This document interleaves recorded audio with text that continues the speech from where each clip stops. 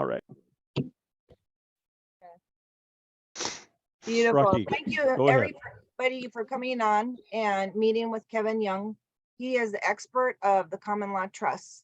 I think it's very imperative in the time that we are right now. And what should we should be doing to protecting ourselves and protecting our families with everything that's going on. And like I did say prior to, somebody brought up that they want to be a state nationalist, and I went, I started to panic. I'm like, no, please don't do that. Common law trusts are very important, and being a part of the assemblies in your state is also. So this is the starting point on getting yourself to, I would say, be sovereign and protected, more so protected against any people that want to come at you or want to take your assets, especially with what might be happening soon. You most definitely want a common law trust, and Kevin is the one to do it. Well, thank you, Rocky. I appreciate that. And for all of you awesome men and women on here this evening, I hope that I don't get in the way of this information tonight. And when I say that candidly and of utmost honest, because we all have a tendency to like look at a personality and then we focus on the personality and not the information. Granted, I like to talk and I think that I have a pretty good handle on this. But even if you don't think my personality is good or bad or whatever, please just try to put on your heart, listen to it from the inside, and then let it come out if it can. This is more than just about hiding this and sheltering that and avoiding taxes, and that's what people think estate planning is. And it's really, this is so much more. But I would like to start off by saying thank you, and I'm in much gratitude to have all of you here this evening, and hopefully I can connect with you all individually and build some relationships, because I truly love Rocky and Lori, and I met these women.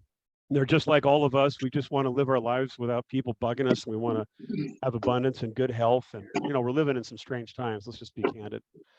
So I'm going to roll through these things. I know you are going to have some questions. If you do think you're going to be making some noise, I'm not going to unmute. I could mute everybody, but I'd rather just kind of keep it open. But if you're going to be shuffling stuff on your table or what have you, or people in the background, just mute, and then we will have a questions and answer period afterwards so that we can go through those things and exhaust all of that stuff. So just as a little notice, I am in Minnesota with Team All Trust. This is what we do full time. We are in battle gear 24 hours a day. We're going to have a live presentation. If any of you know anybody that would like to come out and meet us in person, that's going to be tomorrow at the Rogers, Minnesota Bass Pro Shops and Cabela Shop. And there is your address. This will all be on the recording as well. That starts at 7 o'clock here at Central Time. And we love being in person. We love talking to people individually. We love seeing people live. And this is, we've been doing Zoom meetings now, most of us, for the last couple of years, because we got locked out of our reality. And so now we're back here, and it's awesome to get back out in front of people. So anyway, that presentation is very much like this one. And so if you have anybody like to share, or if you're close by, come and say hi. Okay. I used to live in New York City back in 1993. And I'm a disruptor. I like to tell people what I think's going on, and people like to tell me what they think's what's going on. And ever since I was a little kid, some things just don't make sense to me. So I started asking lots of questions. You're going to find out, or you already know, that there's just a lot of stuff that's going on that isn't necessarily true. So, once in a while you can get a little 10 minutes of fame, put yourself up right there in the middle of New York and in Times Square and tell everybody what's on your mind. So New York changed my life back in 1993 when I moved there sight unseen to expand my business, which I'll talk about in a second. But I don't want to spend hardly any time about myself, but I want you to know that I'm just like you. I've had lots of experiences, and when you do that, you start to learn things, and if you ask a lot of questions, and I'm just a curious kid, and 59 now. I guess it's still a kid. That's a kid. Yeah. So, you know, get out there and be excited about what it is that you know, and let everybody know what you know, because, you know, the biggest secret about what we're talking about tonight is don't keep it a secret. So let's go through and talk about a couple things. And this particular venture, I like to say, is because of God. We talk about trusts, and the first trust that was created was from our maker. If you don't believe in this maker or a higher power or a divine, and that's okay. But you have to have a place to be grounded. And if you really think about the word trust, which is what you've probably heard your whole life in a variety of different ways, what does that mean to you? And so we're talking about a trust tonight as a strategic tool and a solution for you to operate in this commercial world called the Matrix, United States of America, the world, right? The world of commerce. But in reality, what we are doing is revealing the kingdom that was blessed inside of us since the beginning of our lives, whether you know it or not. And it's in God that you trust that is sitting right here in the middle. And when you can get to that source and you can actually start to draw from that energy and that knowledge that you don't even know is sitting inside of you, a lot of stuff is going to come into clarity. Because if you think about how many people are using the word crazy these days, oh, that's crazy. Oh, did you watch TV? Oh, that's crazy. Or this happened. Oh, that's crazy. What's not crazy is when you know who you are. And when you can literally look at yourself and hold yourself true to the trust that you've been born with, which is to give truth to everybody and to hold that. That's the kingdom that we're here to talk about. That's your private domain. And the public world was created out of a construct to keep you away from your truth. Since the time that you were born and you came into this world, into a hospital where they pulled a trick on you and created something called a birth certificate. So you are the trustee, you guys. You are the trustee. You are the manager over your own kingdom and always have been. Just because you may not have the piece of paper that we talk about tonight doesn't mean that you're not already that individual. So this is, you know, Kevin Young. I'm a trustee. I've had a few shots taken at me in my life, like all of us. It's not been rosy, but it's also been amazing. And we're here, we're live, right? This is uncensored. There's education coming up, there's mind-blowing information. We do this every day. And we're talking about getting an insider's view of what really the private world is all about. And to be candid with you, there's some people in very high places that don't want me talking about this right now. Because you're just a regular person. That's just not the case. So I'm here to disrupt tyranny and the cabal and the system and the bullshit and the lies. That's what I do. So that we can have a better life as individuals, as we the people, because we are all family. We're all sentient beings that were sent here on a mission to be here, witness to what's happening today. So I'm a minister. I'm administering this information through my church, which is this right here, which is Team All Trust, in God You Trust. For evil men to accomplish their purpose, it is only necessary that good men do nothing. And there's so many people that are sitting on their hands right now, expecting one man or one woman or one government to come and rescue them. It ain't going to happen, just so you know. So we have a constitution, which was set up by our governing, founders in 1776, that gave us a business plan to how we can operate our lives. And most of us have never even read the Constitution. And that's okay. And then there was another constitution, which we'll talk about in a second. But there's a constitution that's built right inside of you. Your business plan is literally sitting right inside of you.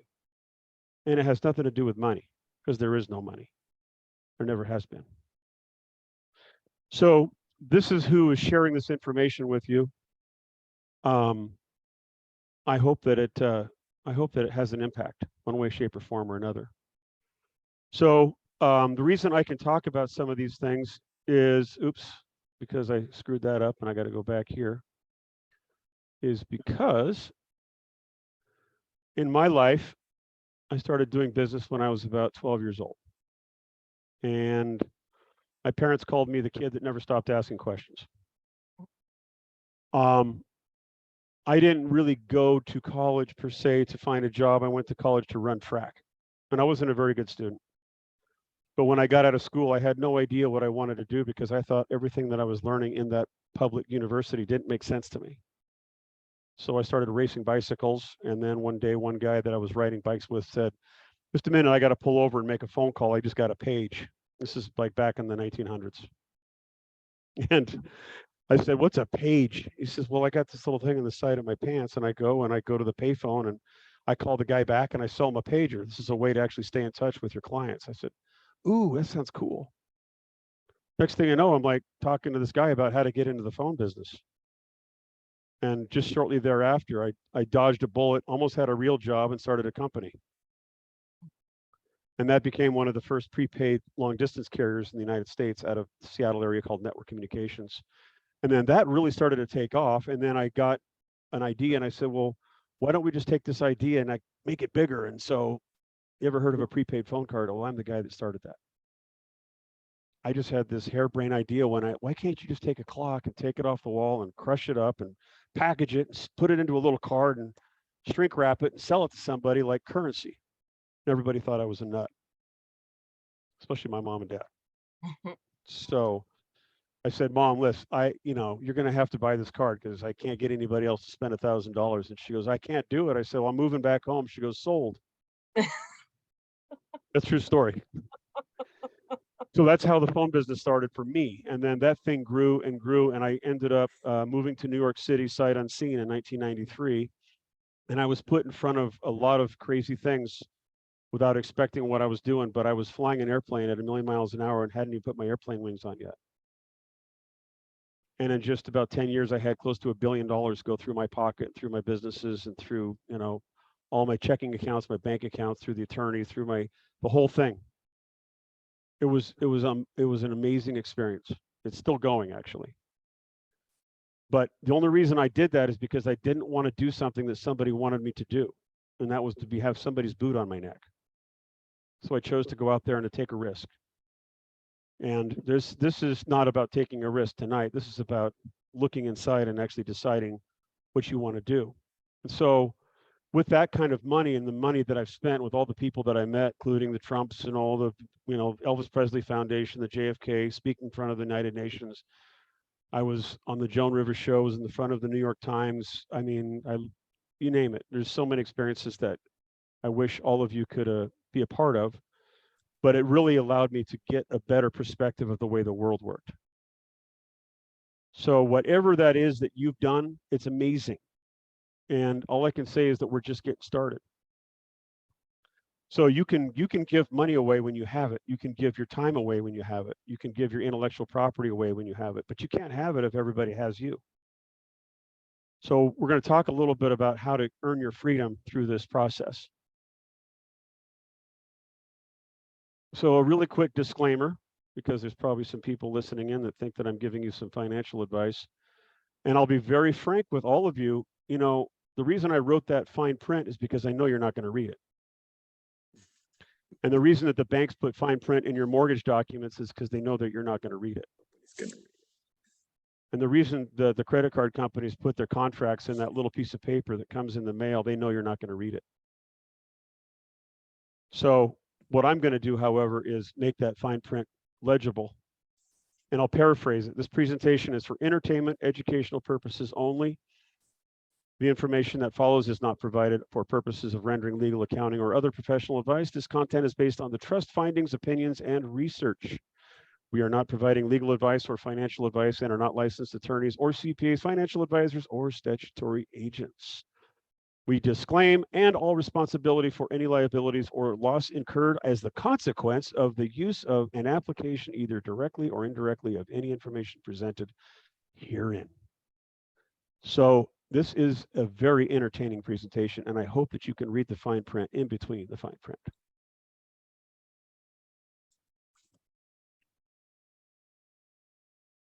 So the best way to solve a problem is to what? Make it go away. Right, Eddie? Amen. So what's the problem? The problem is almost everything that you've been taught is a lie. That is a big problem. So again, the best way to solve a problem is to what? make it go away. So you have a whole bunch of baggage stored in your head, in your brain, that's been taught to you since you were just a little kid. And because that must be the way the world works, because that's what mom and dad told me to do. And that's what my friends told me to do. And that's what grandpa told me to do. And that's what school teachers told me to do. And that's what the university told me to do. And that's what my boss told me to do. So eventually, after having those lies told to you over and over and over, you start to what? Believe them. And now that becomes your reality. So we're going to unpack a lot of that tissue called scar tissue and try to restore some of that beautiful knowledge that you have sitting there waiting to be taught how to get back into gear. So one of the first unfortunate lies is that most people don't know who their country is. And yes, it is your country. But the United States of America, which was founded in the actually late 1600s, or maybe even before that, had a Constitution 1776 and a Bill of Rights. And there were some documents that were created by some people that thought they could give people of this land a chance to actually know who they were. And it was up to us to decide if we wanted to keep those freedoms. And in 1861, there was a thing called the Civil War, which was to emancipate the slaves. And what happened was that the North, to win that war, had to borrow money from who? The British. So that they could have overwhelming force, which was unfortunate, and to emancipate the slaves. And so because of that, they created a bankruptcy. And in the bankruptcy of 1871, which is the 14th Amendment, there was another country created through a bankruptcy called the United States Incorporated. And it's a foreign corporation, and it has a constitution just like the original Constitution. So there's two parallel constitutions going on at the same time. And that foreign corporation now owns your name, your body, and the intellectual property of all your thoughts, including your soul. Because the keys were handed over to the British, and all the property that was located here in our land, the mineral rights, the water, the air, the trees, the animals, the salt, the blood, the people, the bodies, the money, the gold, the silver, the air was all handed over, and we became what? Everybody became slaves. So most people don't know that. And it's important that we start this journey and how to unpack this information from the beginning so that you have a restoration. And it's up to us to do that. We've been handing the keys over to these people that were supposed to be our employees.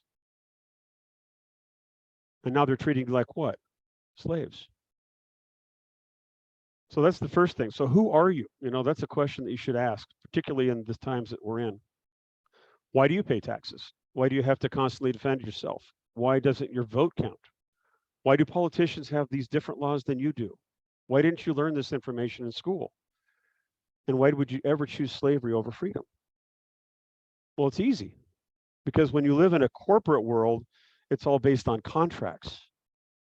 And if you're not taught about contracts as a kindergartner or a first grade or third grader or seventh grader or high schooler, then contracts become what? Unknown. So you drift from the truth. But the whole time you were a contract. You are a contract. You were contracted by your mother. This is some real history. Okay, and I'm not going to read all this in detail, but let's just go down 3 of these things.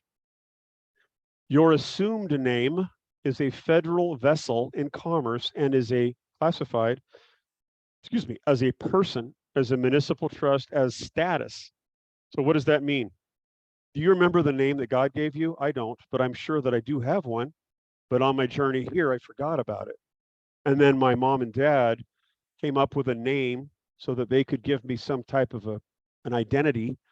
And that became my status, right? They thought that I was just little Kevin Young and that they, were bringing me into this world as a young boy and that I would hopefully grow up and do good things and blah, blah, blah. But they were classified as a person, as a municipal trust. So I was already buried into a trust at birth. A Roman inferior trust was ordered by the Treasury in charge of the bankrupt United States of America. So there was a charter called an inferior trust back from Rome that was ordered by the Treasury. So we think of the United States as 250 years or 260 years. No, This goes way, way, way, way back. So this was to be in charge of the bankrupt United States of America. So the one that was put to the side in cold storage while the corporation came over and took over control. And again, guys, realize that most all of this happened, you got here and this was already underway, right? We didn't come into this life and all of a sudden decide what we wanted to create. These things were already in motion. So we, the living Americans, were, as a result of the acts of the U.S. bankruptcy trustee, declared dead, missing, presumed lost at sea on the Sea of Commerce. Proof of this is found in the classification of the infant and the descendant in the Internal Revenue Manual. When we notify the IRS of our corrected status as living instead of infant or a descendant and assign a revisionary interest in the SS trust state. So for full acquittance and discharge of all debts, and we are free. So we are, just think about this. We're declared dead at birth, missing and lost at sea. And yet you're saying, wait a minute, I'm a living person. Oh wait, I'm a person? What's a person?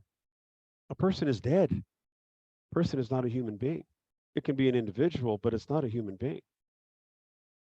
But you don't know this, but you were set up as the beneficiary of this trust, which we talk about once you decide, if you so choose, to operate in the private.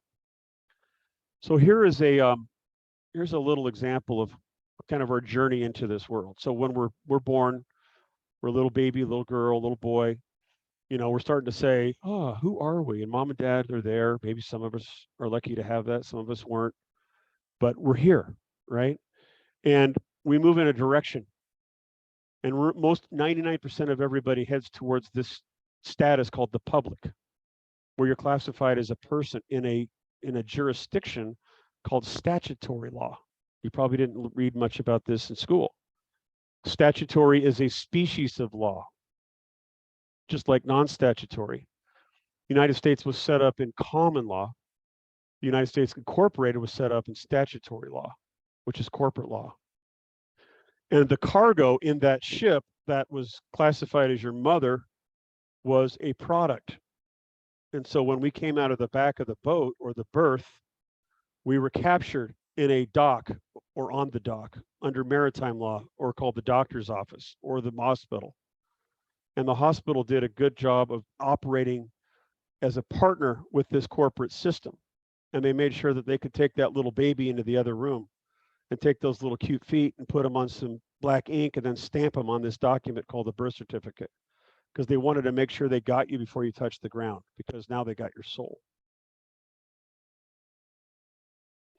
So they had to register that soul and give it a number, just like a cow, where they stamp your ear and you become a utility to transfer energy. And you do that in a particular status or a disposition called a U.S. citizen. And so that U.S. citizen who's residing in Washington, D.C., who has that registration number, who's also been stamped, is cargo, who needs to be monetized, because in corporate law, everything is business. Everything. Everything. So the process of making sure that you become unaware of who you truly are begins. So we're born and we're given this assumed name by our parents. We're assuming that Kevin Morley Young is his name because it's on this birth certificate and it's what we're calling him. And we had nights to actually think of what we should name him. And so then I became this name according to them. So then the mother, through unbeknownst to her, does what's called a pledge, where she grants the product, which we call people, to the state. And I got renamed. So the renaming means that it's still Kevin Morley Young, but instead of being upper lowercase on all three names, it now all becomes uppercase, which stands for what? Dead entity, just like your tombstone. So just because it sounds the same and it uses the same consonants and vowels doesn't mean that it's the same name. When it changes apparatus and how it's actually written, that becomes a different entity called a fiction. Are you all tracking me so far? Okay. So at that point, then the state creates a birth certificate for the record of value. It certifies the original origin of that product. Just like a car is manufactured in a factory, that's the original origin. And it certifies that that car came out of that Ford factory. Well, the birth certificate certifies that you came out of that factory, right? Called a boat, called a vessel. The state registers that document as a security instrument because it's called stock. The certificate becomes an issuance of stock, so therefore you are a stock holder because your feet actually are on that stock. And then it becomes registered. Regis means to essentially hand over to the crown. That stock is then insured, and that Social Security insurance is then bonded. So there's a policy that's guaranteeing that stock. Just a second here. Okay. When I get a chat, it just kind of comes down, doesn't go away. I don't know why that is. So then from that point forward, you do as you're taught and consent to everything. By the time you're 16, you're so free, you get to pay for a driver's license application. And now you start to pay for privileges because there's a difference between privileges and rights. So if you're classified as a dead entity, then how can the dead actually what? Have rights? Dead people don't have rights, but you're granted privileges. Privilege to drive on the road, privilege to pay taxes, privilege to work, privilege to do this. Then as you get to be 18 years old, you actually can start assuming credit. So they're going to send you your first credit card. So now you can legally start accumulating debt, which is going to do what? Put you in bondage even more. Doesn't mean you can't pay it off, but it's easy to start not paying it off, right? Then by the time you're 21, you can become an adult and legally now be in trouble for everything. So that's how they more or less move people into this thing called the public. Let me see if I'm just going to check on this really quick. Okay. Sorry, everybody. Now, did you know that you have a choice? And you always have. But like me, I didn't come from a family that had an Ivy League school background. I wasn't raised in a wealthy family. I didn't know the secrets of how certain people live in this world. I wasn't one of the families that was from the banking world. I didn't, have a trust fund. So I just went and did what I was told. I went to public school. But at some point in my life, I would start to ask a lot of questions, and everybody would start saying, well, Kev, do you have a trust? I'm like, what's that? What are you talking about? So that started my journey.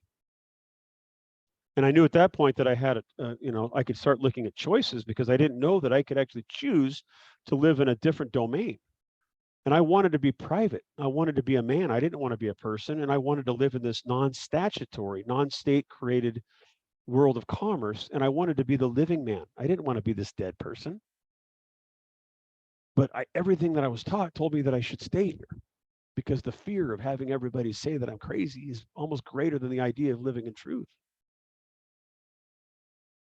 So you can do what we're talking about, which is to establish as a grantor a private, irrevocable, non-statutory trust as an operating entity, just like you, and become a private trustee of the estate.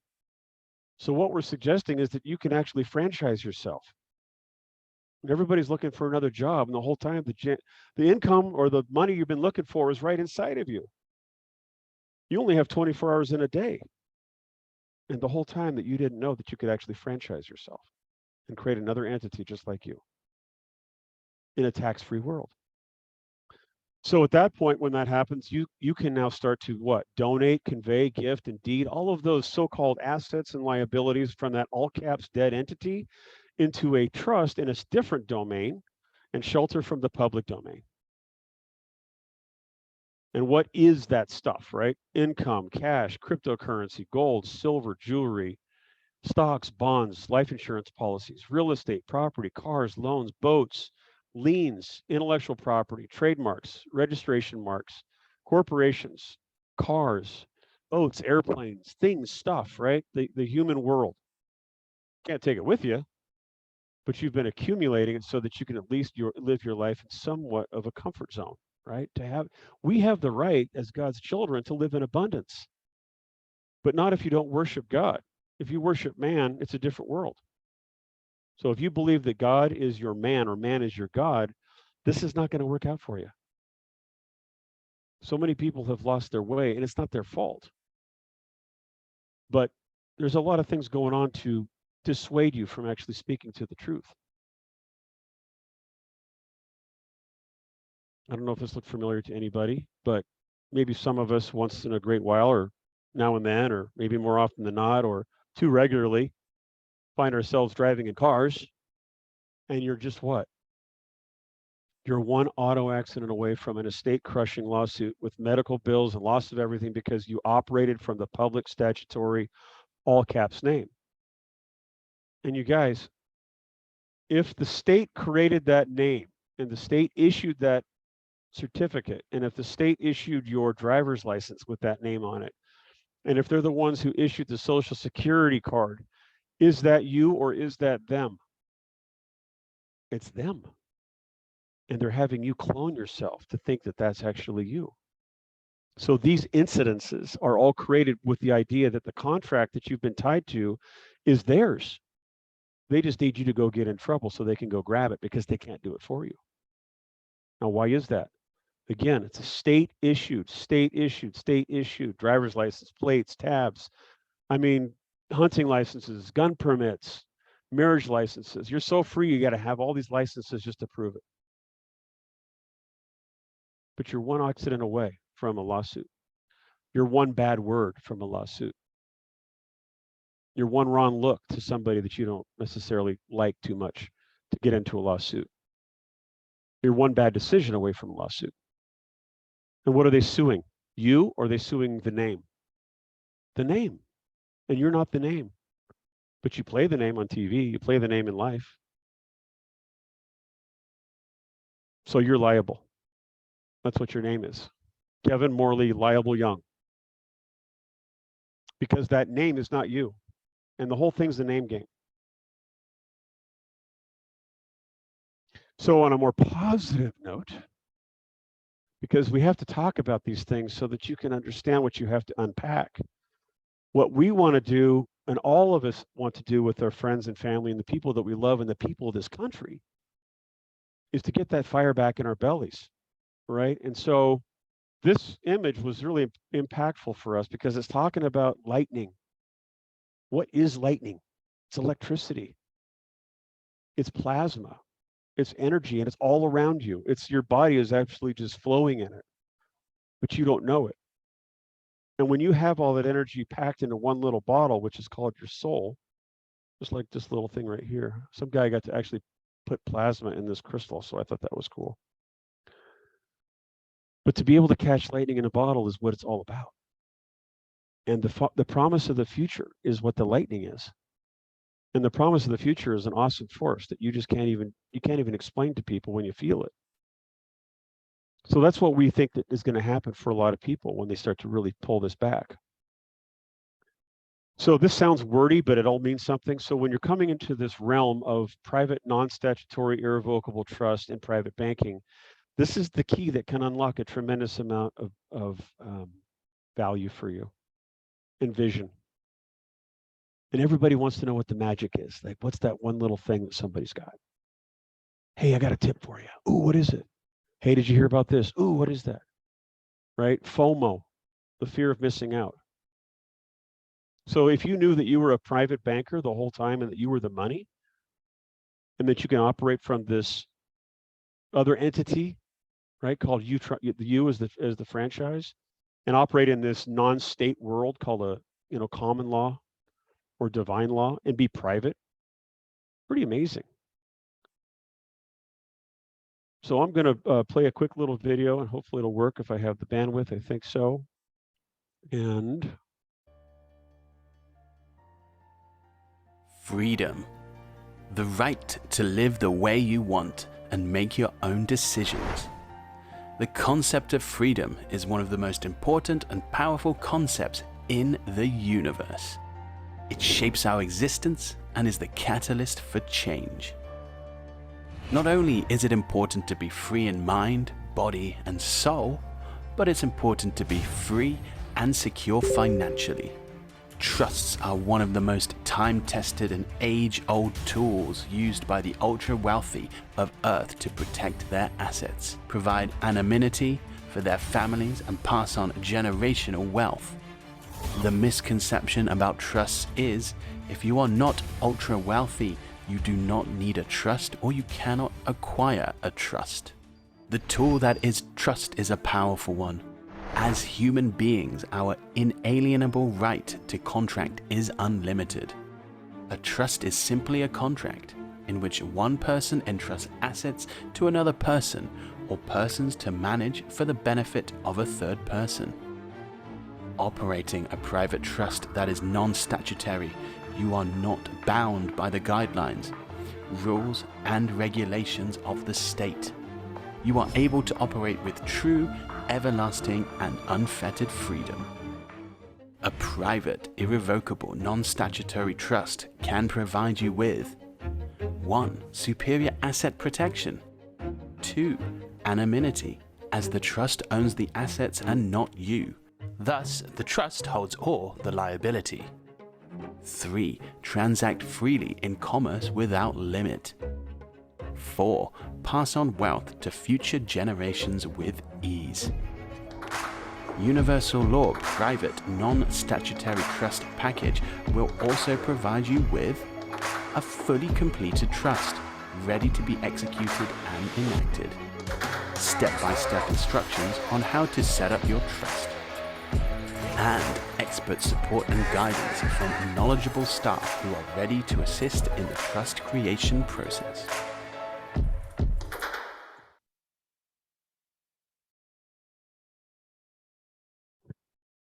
So that's a little more elegantly said than what I'm talking about, but you get the point. So the question is, are you ready to break free of all this liability that we've been talking about? You know, most people get up in the morning, they want to start off a fresh day. And, you know, if you're under stress, which a lot of people are, and you start having to think about defending yourself in every move that you make, you know, that's just not good for us. We weren't born to be living in that particular situation.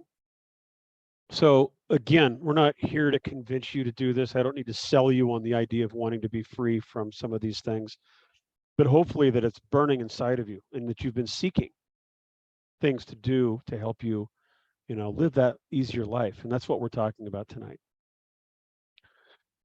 So the 3 C's of life, you guys, they always come at us every day, right? Choices, chances, and changes. You must make the choice to take the chance if you want anything in life to change. Changing is hard. Changing from being a public person to a private trustee is a change. It doesn't matter how easy it sounds or how fun it sounds or how liberating it sounds. It's because we are creatures of habit. We become habitual in our energy in terms of what we give it to or take it away from. But if you remember what I talked about in the beginning, it's inside of you, right? The whole time. That energy, that bottle, that electricity, it's hitting you right now while we're talking. It hits me, I get goosebumps, like here it is again, right? I mean, it's just, it's mind-boggling. And when you take that energy and you put it towards something and you can say, hold on a second. These people, they know what they're talking about because that's what I want to do. I want to be free. So then you know, show up at this meeting. You're like, well, what do you guys do? Okay, well, Team Trust. Team Trust is a trust. It's not an S corporation. It's not a C corporation. It's not a 501c3 corporation. It's a private trust. You can do business from your private trust. You already have been, but it's not been your trust. But what we do here is educate, empower, bring forth, you know, illuminating information. We also provide application. So we do a lot of things to help you get yourself right so that you can clean your house, clean your room, get your house in order. And the main thing about our lives is our operating position. So if you think about the private trust as kind of like the bird nest, right? It all starts there. That's where we come from. And then as that little egg hatches and it becomes a bird or it becomes the human, that's where everything starts to exist from. So think of this trust as you're now changing hands from this place over here to this new little nest. So what we do is we help you establish these private non-statutory trusts as an estate and things that we do to help you guide you as you start to learn how to navigate into this new domain called the private world. So we do trust creation and delivery. We have tax solutions, right? Ooh, tax, the 3-letter word. Why do you pay tax? Because you have to. Because you're a statutory person. You guys, you use private money that is not yours. It's private property of the Federal Reserve. They lent that private property to the Treasury, which is a statutory entity inside the corporation. And then what they do is they circulate that private currency into the market. And then we as, quote, persons or in the public actually have to use that currency for exchange of values, services, and products. And because you have to use that private script, you have to pay a fee. It's called tax. So if you're considering moving from this public world to the private world, it's kind of like a reset for your own life. And everybody has tax stuff, whether it's personal tax issues, state income tax issues, federal state income tax issues, excise tax issues, sales tax issues. There's people I know that have been in prison because of tax. And it's funny because they can print as much money as they want to. So we do have some very powerful tax solutions. One, we can help you get back up to 3 years of your prepaid taxes that you already paid the last 3 years. You can recover those taxes if you know what you're doing. Two, we can help you clean up any tax stuff that you may have that's lingering. I call it the rash. But realize that that's the public world. So it's nice to actually clean that up while you're actually setting up your new house over here, because things are going to change for you. So this also can and will operate as a private banking platform, because you don't realize that the whole time that you were actually a bank. You have a lot of things on reserve that you don't know about. Again, this isn't about hiding anything from you. It's about hiding it from you in plain sight. So we can teach you how the banking system works as a trustee inside of a private domain called the trust. We do business consulting. So after we provide you enough coaching to get you started, if you want to come back and you say, hey, Kev or JR or Mary or whoever, we can help and assist you and guide you if you want to use this more as a business platform. And I do this every day for people. Last but not least, I also have an IT background. I've been involved in telecom for 30 years, software, webware, middleware, hardware, you name it where. And the world has changed since I was just starting off in business significantly. The fax machine was considered like major breakthrough, quantum leap. Well, we're like 100 years into the future now. What people don't realize is that their digital lives are very corrupted. All your devices, your software, your phones, your computers, your PCs, your tablets, your headphones, they're not clean. So if you really want to go private, you may want to think about correcting that issue too, which we can help you do through some technical audits so that you can at least stop giving everything about you away to people that you don't even know. So we also will help by helping you with funding by giving you donations as well for referrals. So that's what we do here at Team All Trust. So why would you want to operate out of this non-statutory, irrevocable, private express trust? New word. Because you can franchise yourself. It's the whole point. Let's keep it easy, Kevin. Keep it simple. Let's just say it again. Franchise yourself. Duplicate yourself. Put yourself in a better position. So when you start to enter this world on the private side, there's some new terms that may or may not be familiar with you. And I'm going to run them through them pretty quickly, but we can talk about them again on one-on-one calls or whatever. So the statutory versus non-statutory, that's very important because statutory, again, is state. Statutory, the state created it. It's a franchise of the state. Your name is a statutory name. The name of Costco is a statutory corporation. Nike is a statutory corporation, right? So non-statutory means that the state did not create it. So do attorneys create these trusts? No. Why? Because they're not allowed to. How come? Because they're statutory agents of who? The corporate system. Says who? The United States of America. Where are they located? In Washington, D.C. Who owns them? Oh, let's see, the Bank of England. Okay, the Corporation of England. And who owns them? Oh, the Vatican? Oh, another private corporation. Okay. So this is a non-statutory created entity. We do not bring those people into our world, and they can't even talk about it. So if you need to run to your attorney to talk about this, don't expect any information what I'm sharing with you today. Why is that? Because there's the public world and there's the private world. The public world is a mess. The private world is private. The public world is statutory. The private world is non-statutory. And I'm saying that just because you need to hear these things sometimes over and over so that you can really get a dividing line between these two jurisdictions.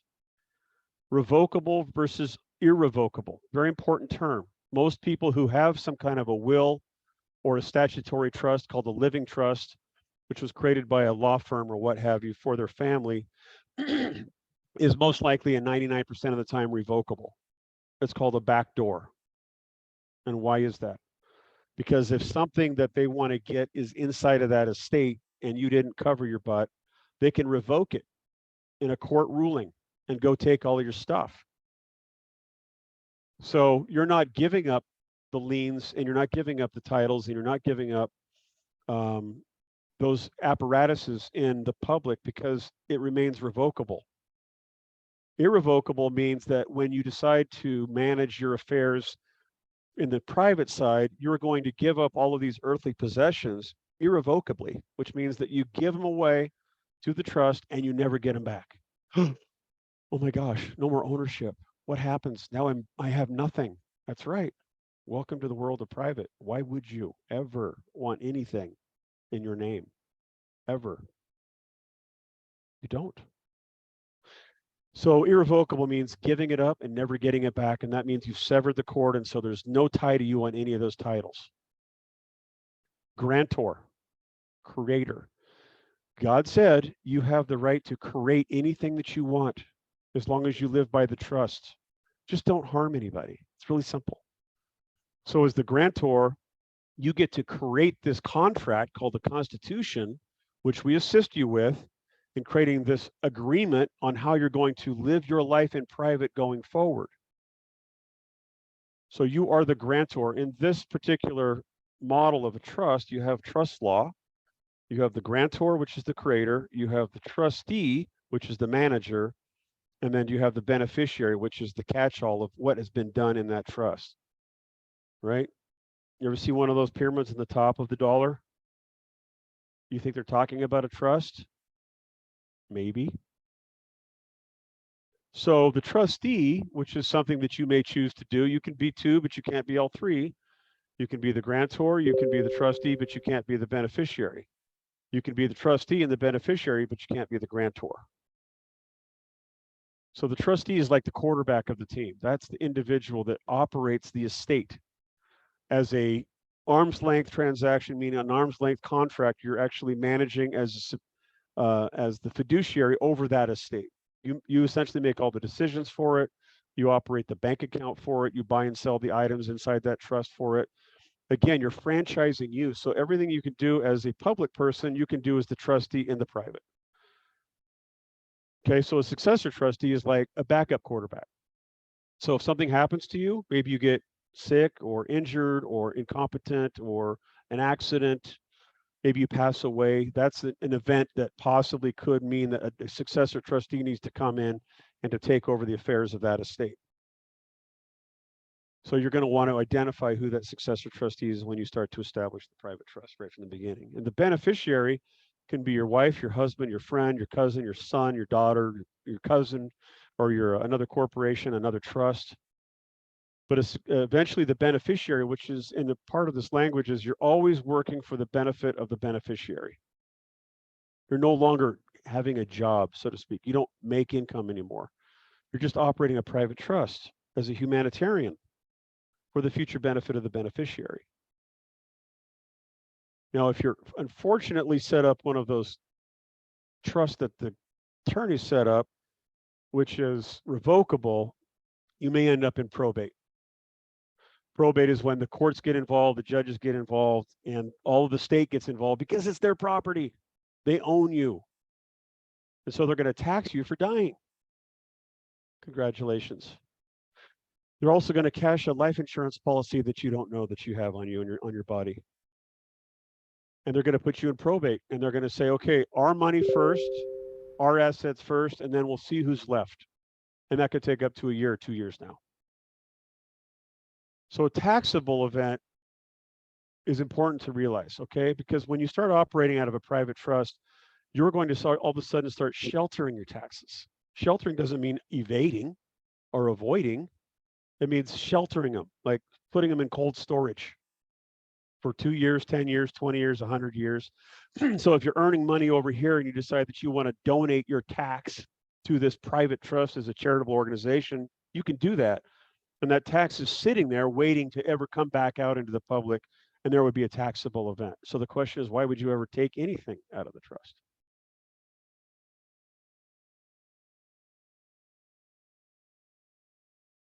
So these trusts have a lot of benefits, and I'm just going to rip through these pretty fast. But basically, the shallow end of the pool is where we really are talking about today.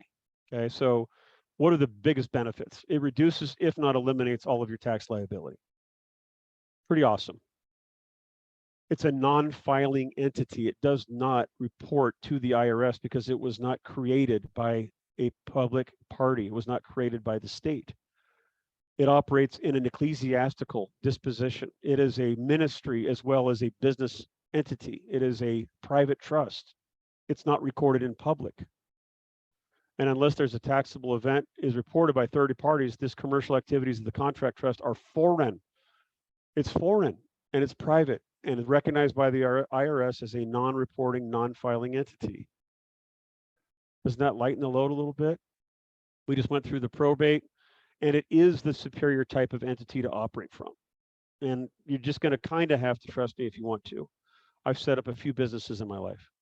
I've gone on my knees to the state of Washington and California and New York, even into Puerto Rico, and I've had to ask for one of those things called a company, an LLC, a C Corp, an S Corporation. I've had to file all these documents. I've had to hire attorneys. I've had to get the CPAs on board. I've had to do all this just to create an entity so I could go build a company. You don't need to do that with this. You can do that right now with this.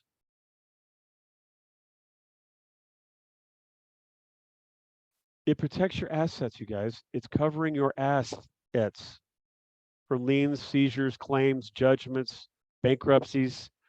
It's a great way to start a tax-free business. And if you're looking for freedom and privacy, you found it. You can't vote your way into freedom. It ain't going to happen. At least not, I don't think, for the foreseeable future. And the privacy is based on you being public. You want to be private. Everything about you is online. I can find out anything I want about you. I can go find your social security number.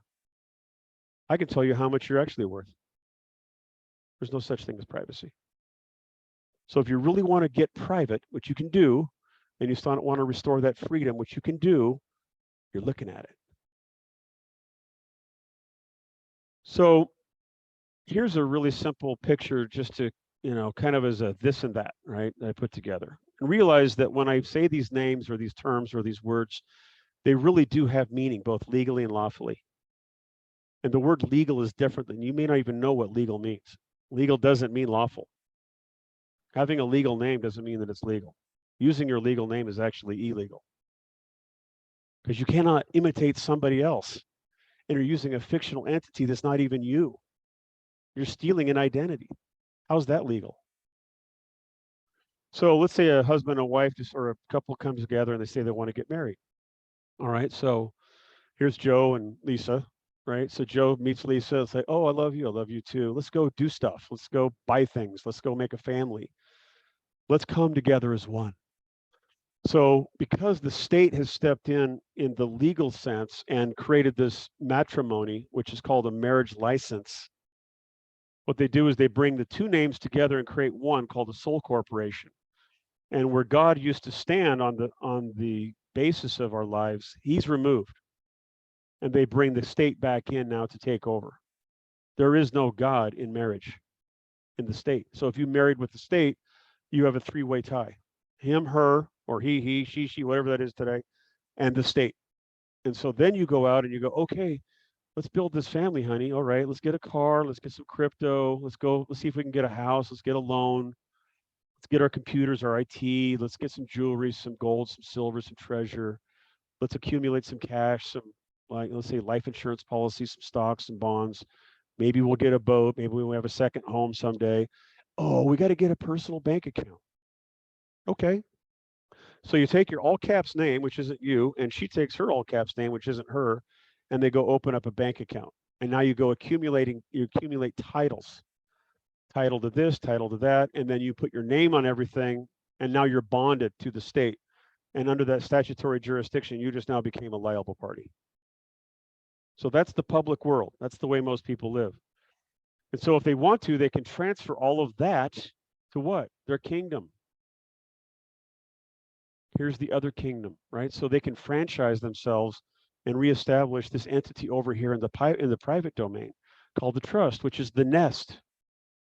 It's where you operate. On planet Earth, we have to do business. Maybe in heaven we don't, but right now we have to do business. Everything is controlled by money. So if you realize that you are the money and you start to step back and you look at this whole world from a different vantage point, you're going to see why this makes so much sense. So it's not necessarily your trust, but you're putting your trust in the kingdom that you created as the grantor. And so then you do is you transfer all of these assets over and you put them in the trust. And the trust now becomes the nest. Now you go from this person and you change and you transition yourself to what? The trustee. So you're managing the affairs of this kingdom now. So if you need to buy and sell a car, you do it out of the trust. If you need to buy and sell property, do it out of the trust. If you want to buy and sell stock, you do it out of the trust. If you want to move your income, you move it over to the trust, et cetera, et cetera. So the trust operates again in this non-statutory capacity, and you now hold no liability. But guess what? You get to use the trust fund for all of your expenses because you franchised yourself. So when you fund the trust with the capital from the public over to the private, it no longer becomes your money because why? You irrevocably gave it away. You can't get it back. But again, terminology, you can now use the bank account and have it pay for all of your expenses. So the trust gives you what's called an allowance. It allows you to use the trust fund. That codifies the trust in commerce. So you're going to have the debit card, the cash, the crypto, whatever it is that you need to do commerce, the trust pays for it because you don't have anything. You don't earn anything. You don't owe anything. The trust owns all the assets. And the trust does not file tax returns. So when you really take a step back and you say, well, should I live here still? Should I just keep doing this? Even though Kevin's sounding like he knows what he's talking about? Do I really want to change, or should I really become part of my own kingdom? So it's 2023. We're back in the 10-year cycle of inflation, right? Bank created issues. Bank manufactured. So they can steal what? Your earnings, your money. They've been doing this for a long time, you guys. Thousands of years. They've had a practice on all kinds of societies. You think this is new to them? No. So what do you want to do? Well, let's see. I got to go make some extra money this year, and I got to start thinking about retiring. I mean, it's getting harder and harder to make enough money. So what am I going to do to make some more money? Well, let's see. You can go get a second job if you have more than 10 hours a day, 24 hours a day. You can get a third job. You can start a side hustle. You can open up a new business, maybe a network marketing opportunity. Maybe you can start selling some of this stuff in your garage. Maybe you got too many cars. Maybe you got a boat. Maybe you got some pants. Whatever it is that you're like, ooh, things are getting tight. Maybe you can start cutting back on your lifestyle. You know, it's fun to go out with your wife on Friday, but maybe you have to cut that back now. So maybe, oh, those coupons that are showing up, maybe I should start looking at those. So these are things that people are going through every day now just to try to figure out how to fight this thing called inflation. That is a man-made creation in a corporate world. So then who are your adversaries in this financial system? Really simple, time. Time and the value of money. Inflation. The value of the dollar is like crumbling right before you, right? Interest. The interest on debt. The debt that you created every single day to try to stay ahead, and the taxes that you just have to pay so you don't go to prison. And probably the biggest one is what? Lack of knowledge.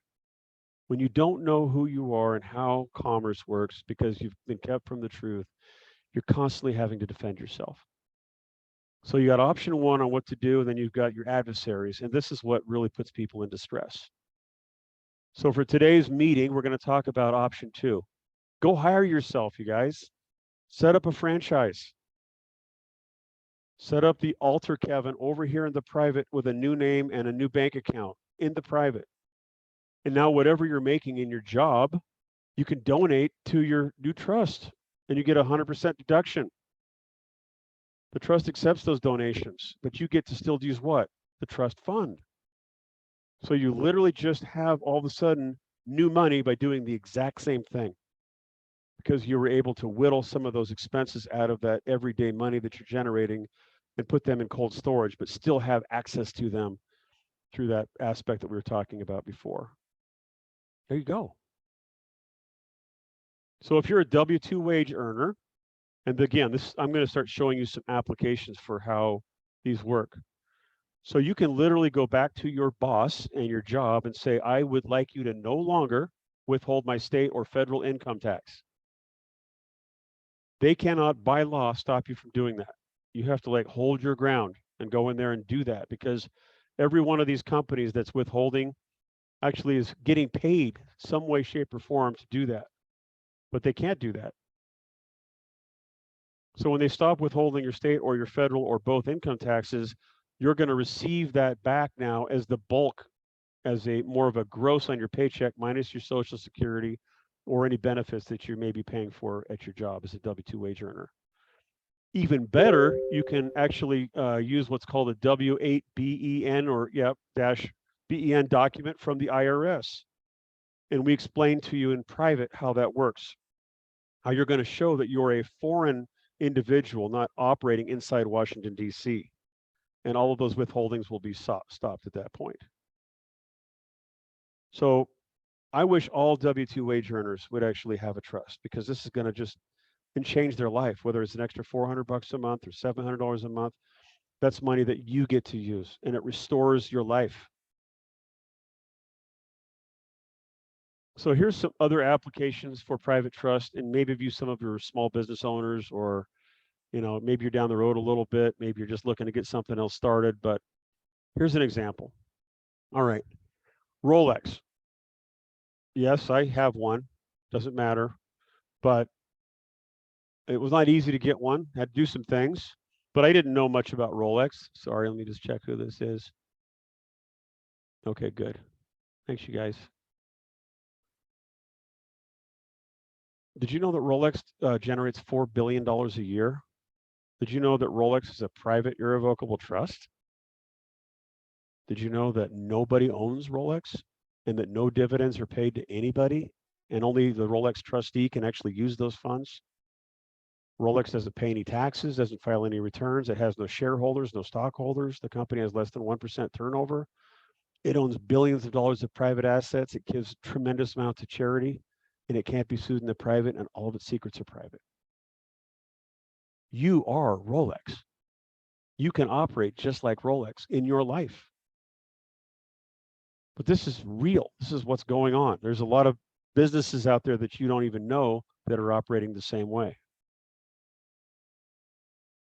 So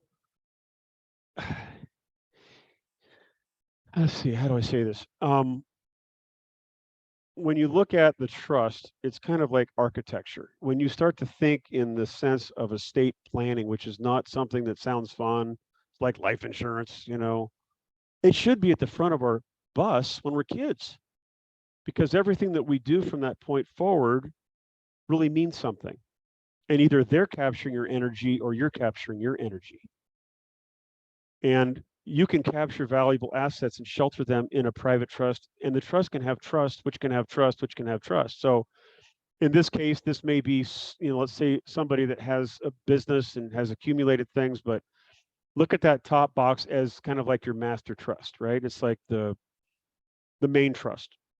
And it has stocks and bonds and cash and life insurance, metals, liens, and it has the ledger, it has the minutes, it has the contracts, it owns the intellectual property, it has crypto, has jewelry, and then it has a trust fund, right? Which essentially is a bank account. That could be tied to all kinds of things. But if you have let's say an airplane, you may want to have an airplane in its own trust. So yeah, well, not everybody has an airplane, but doesn't mean you can't go get an airplane. But you can have an airplane in its own trust. If you have a house, we highly suggest that you consider having that main property, which is probably your biggest investment, in its own trust. So trust A has trust B. Trust A pays for trust B's mortgage. Trust A pays for trust B's, utilities. But the house that you own, if you really want to have it out of the harm, out of the way of people being able to have a claim against it, you could put it in one of these eggshells called a private trust. And the name of that trust would be the address of that house. And every time you sell these products as a trust, there's no exchange taxes, right? There's no fees, there's no excise taxes, there's no sales taxes, because it's just a transfer. So it doesn't have to be a Ferrari, it can be an RV, for gosh sakes. It can be a boat. It doesn't have to be a backhoe, it can be a blade, it can be a lawnmower. But there's ways to actually create a lineage and a log of how you wish to build your estate. But you always start off with that little nest, just that one little trust where you franchised yourself. And you can do this however you want to, because you're the king or queen of your own kingdom. This is just to open up your mind to see how things work, right? Why does everybody think you have to be rich to have a trust? You already are in a trust, because they just don't want you to know. That's why. That's why we're here. Disruptors. Small business owners love this trust. Why? It's simple. Here's one. So this is a real case study right now. These guys, 3 of them, left Boeing. They're awesome. They're engineers, they're builders, they're machinists, and they're building these beautiful airplanes called bushliners. You can put floats on them, skis, big balloon tires. They can land on riverbeds in Alaska. They can go out to Africa. I mean, these are just badass airplanes. So these 3 men decided to actually set up their own private family trust, and then the bushliner company is a trust. And so as revenue pours up through, and with the transactions of the sales of these aircraft, then that money is moved privately from trust to trust, trust to trust. It's pretty cool. So then the next discussion is, well, wait a minute, you guys, why would you sell an airplane to somebody that has to pay sales tax? Why wouldn't you just package that airplane into its own trust and sell the trust that has the airplane in it as the single asset? Oh, wow. That's really? Yeah, you can do that. I can? You sure can. So this is just an amazing story of how this is working. And then the people who are coming to this company looking for these particular kinds of aircrafts are going, you guys are pretty smart. I'm actually not buying an airplane, I'm buying a trust, and I don't have to have my name in a public domain, and I'm just being transferred this asset, and I step on as a successor trustee. Correct. And the name of that trust is the tail number on that aircraft, which could be owned by another trust, by the way. So this should get your head starting to think, right? Private trusts do not file tax returns in business. It insulates businesses from government codes and policies. It dramatically reduces employee liabilities. It completely shelters business assets from creditors and lawsuits. No probate, no death taxes, fully transferable, shelters and avoids federal state income taxes, protects business owners from liability. Business assets and operations are not held in the public record.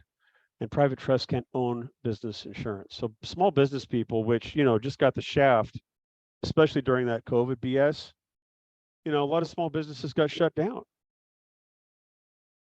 A lot of these companies can come back and restore themselves through a private trust. Get out of the business of being controlled by the government. No mask mandates required. None. Never wore one. Excuse me. So why would real estate investors like these trusts? That's a good question. So you can operate like the 1%. Well, what do the 1% do that the 99% don't do? Well, they operate out of the private trust, is what most of them do. Because it shelters tax on rental income. So if you have rental properties and you have income coming in, if you take it into a statutory entity like your name or like a corporation, yeah, you've got tax issues, because why? You're a statutory entity. So when it comes into your private trust, you're not touching that money. It's tax exempt. Trust has its own EIN number for banking. It eliminates renter liabilities. It assigns property titles to other investors without transfer fees. It shelters capital gains upon property sales, shelters excise taxes, removes personal name off and social security number off all public records, and it can secure key man insurance, and it can own LLCs, and it can build credit. I mean, just that alone, if you're in real estate and you actually want to study this and see how powerful this is, you're just going to add another 30, 40, 50% to your bottom line. It's crazy, amazing, powerful. Independent contractors. Now, some of you may be in the network marketing industry. Okay, that's awesome. I've done that before too. So if you go to your company and you say, I no longer want to get a paycheck. I just want you to use this EIN number and the name of this private trust and have that commission check or whatever it is directed towards that because I don't want it. I irrevocably do not need that income. I'm just doing it on behalf of this private estate. So as you're building your network marketing business and you're starting to do this, you can help all of your downline people by showing them the value of keeping more of their money, because for those of you who are staying statutory and at the end of the year, you're like, oh, shoot, I made a bunch of money. Now I got to pay all these taxes. And you use that money to get through your life. It happens to everybody. Now you don't have to worry about that. You can work for Instacart. You can be a, salon nail lady. You can, be an architect. You can be a business coach. Whatever it is you choose to do as a self-contractor, you can have that 1099 directed straight into that trust fund. So moving along here. Again, do your research if you so need to, and you probably want to. I can tell you that everything I'm talking about, lots of it is in little parts and pieces all over the public system called the internet. And sorry, thank you guys. I appreciate that, Paulo. The term trust is, again, it's kind of abusive because trust is a very big word for a lot of different purposes, both legally, lawfully, and just in our common everyday language. And I use the term species because that best identifies a particular, genus of a bigger, broad species, right? So birds, an eagle is a species of the bird species, right? It's a specific kind of bird. So there's like 220 different kinds of trusts. You can have a trust. I mean, again, just go type in the word trust. You'll see it all. This species of trust, what I would say is the #1 trust on the planet for what we do. It may not be the best trust for what you're trying to do, but in my capacity and most of the people that we cohabitate with in this domain of privacy, is that this particular species of trust does all those things that we're looking for. So this is an invaluable, and it's copywritten. That means do not copy this and go out there and try to, market it, sell it, because things will happen in a common law court of law that would not be good. So it's copywritten, which has value. It's private, which means it's not recorded in the public. It's irrevocable, which means that they can't take it away. It's non-statutory. What's that? Because the state didn't create this. It's yours, right, to use. It's charitable. You know how powerful that is to be able to accept donations and write those people a receipt? It's universal postal union registered, which means that it can do business both in onshore and offshore, all over the world. It's internationally recognized under the Uniform Commercial Code. It has a USA IRS EIN number strictly for banking purposes only. It's considered tax accepted, and we always hear these terms tax exempt. So accepted means that it can accept the tax liability and move it into storage over here in this cold shelter, right, in this bomb shelter. So it's keeping it there, it's deferring it, and it's sheltering it. It can operate as a business. It can make money. It can accept donations. It has no income tax filing requirements, and it's been operating for generations worldwide, both onshore and internationally. It's recognized by the United States of America, Incorporated and de jure, the FDIC and the IRS, and of course, us, we the people. So that's the species of trust that will give you what we're talking about. So when it comes to what is this thing, right? What do you guys actually have here? So these trust packages are options. And again, don't think for 1 minute that I need to sell you on this. I want you to feel it. If you feel like you want to do something like this, do it. Am I capable of selling anybody something like this? Absolutely. But what is selling? Have you ever looked up the word sales? Yeah, it comes from a Norwegian term called to serve and to share. So I'm serving and sharing this information. I would love it if everybody had one of these packages on their table or in their office or in their, in their safe, because it's your express trust and it's your constitution. It's how you have a business plan going forward. Each one of these trusts, as an express trust, is methodically customized and constructed to ensure that you, as the trustee, if you are, or the successor trustees and the future beneficiaries, are in possession of one of the most powerful estate vessels on planet Earth. And that will hold a profound trust declaration for generations in time to come. Did you know that the Constitution was literally designed for you to read that and to get your own Constitution into writing? A declaration of independence, to declare yourself independent as sovereign, not a sovereign citizen, but as a sovereign human being, man or woman. There's no such thing as a sovereign citizen. That's an oxymoron. So if you choose to move forward and you say, I want to establish one of these trusts, I want to express it into existence, and I want to be the grantor and the creator of this awesome opportunity, then you can choose this platinum trust, which is the beginning of the nest, right? It's that first little area. It's called platinum. And that trust bundle includes one constructed non-statutory irrevocable trust. And we will go to work right away and also do something that's pretty cool is we capture your all assumed name, all three, first, middle, last, if you have them. And there's a way to do that. And we can show you how to do that, but we'll do that for you as part of this. And so that'll be one of the first properties that you can convey as private property over to your private estate, is taking away that name from the state that they franchised, and you can get it back. It's pretty awesome. Plus, we'll give you at least 2 hours of coaching. This is not just, here's your trust, have a nice day. We literally will hold your hand, walk you through, help you get your bank account set up, go through all the documents, go through the wordsmith, and just show you exactly what the constitution of this trust means for you and how to start operating as a private trustee. I recommend to a lot of people, if you do have a primary residence as a house, which is probably your larger investment, to consider at least having two trusts, and we call it the unobtainium package. Unobtainium is a real word. It means that you can't have it. So that's two trusts, right? And you get a discount on the second trust, of course. And those are two non-statutory trusts. We capture that all assumed name. We provide 2 more hours of coach and support. And we also do what's called a body deed, because your body is not owned by you. The state owns it. There's an actual lawful process of getting and using the birth certificate to go back and to recover the title of that body, which is yours, and bring it back into the domain of divine, and now put it on title to the trust so that you now control that. Did you know that if you don't own your body, that if you do pass away, they still have the right to harvest your organs? And they will, even if it doesn't say that on your driver's license, because they own your body. They do that, and they do a lot of other things. So those are the two trust packages. That's what it looks like. There's all kinds of pages in between, and you can hold it, smell it, touch it, feel it. It's awesome. It's a great document. So what does it cost? Kevin, what's this cost? Nothing. Yeah. How does it not cost anything?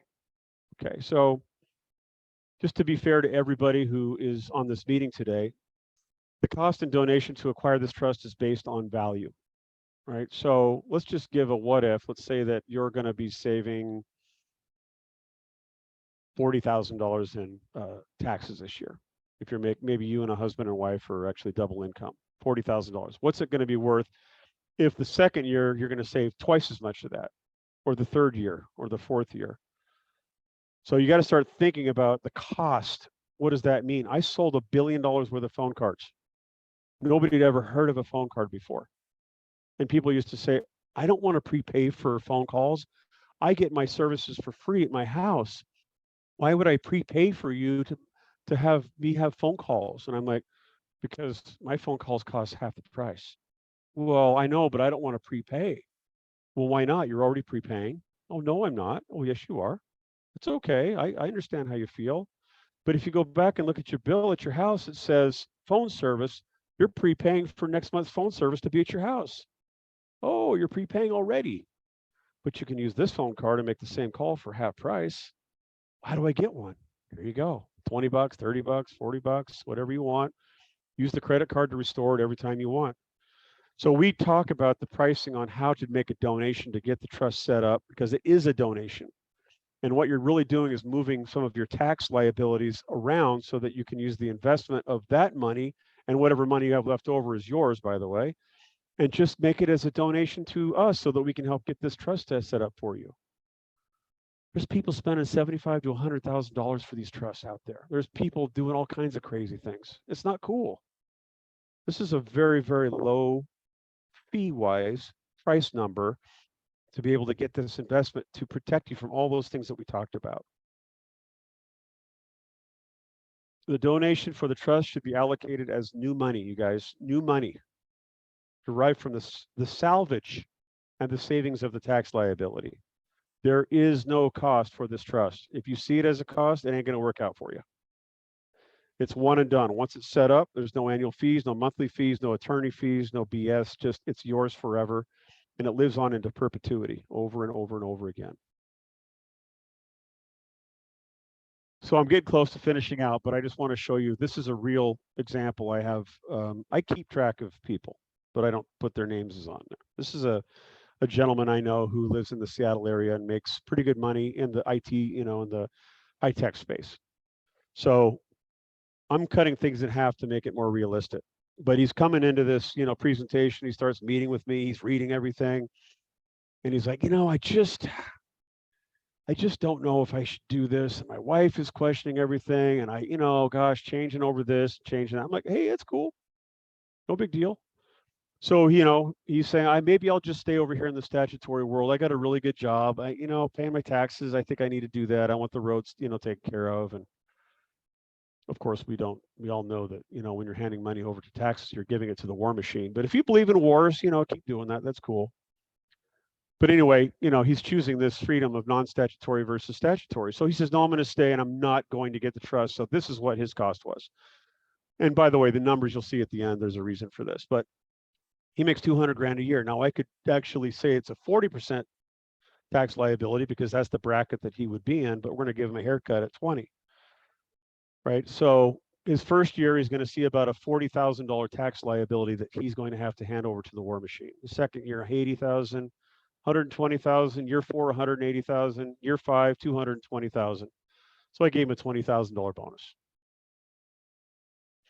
So he forfeited after 5 years, $220,000 to give to the machine because he wants his roads taken care of.